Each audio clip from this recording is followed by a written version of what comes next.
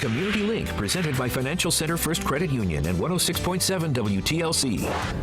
Thank you for joining us for this week's Community Link. I'm Caroline Mays-Medley. And I am Marco Dominguez. Meeting the unique needs of every student and giving them access to great public schools, that is the basis of Mind Trust. Empowering educators with school-level autonomy and accountability is core to its progress. To tell us more, we have Shannon Williams, Senior Vice President of Community Engagement. Good morning, Shannon. Good morning. So the schools in Mind Trust are innovation schools and charter schools. Tell us what makes them different from the traditional public schools. Great question, Caroline. I think it's important to also know what makes them, what they have in common. So they're all public schools, they are all tuition free, and they're open to all students, and they meet state and federal requirements. But what makes them different, as you mentioned earlier, is the autonomy that the leaders have. And so the leaders are empowered to make decisions like hiring who they want to hire, decisions on their curriculum, as well as their daily schedules. Whereas in traditional public schools, that would be different. It would go through the central office.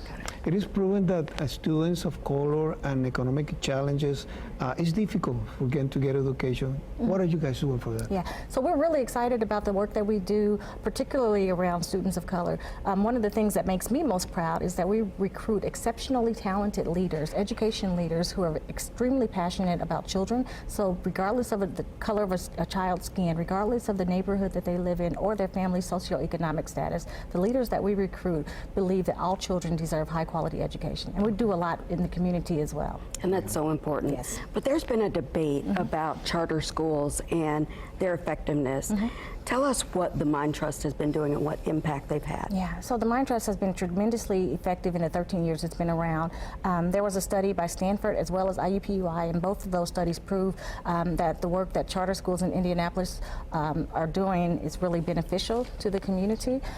But since its inception, the Mind Trust has launched 24 new schools, including 16 innovation schools, which are a part of the IPS network. Very quickly, tell us about the fellowship program.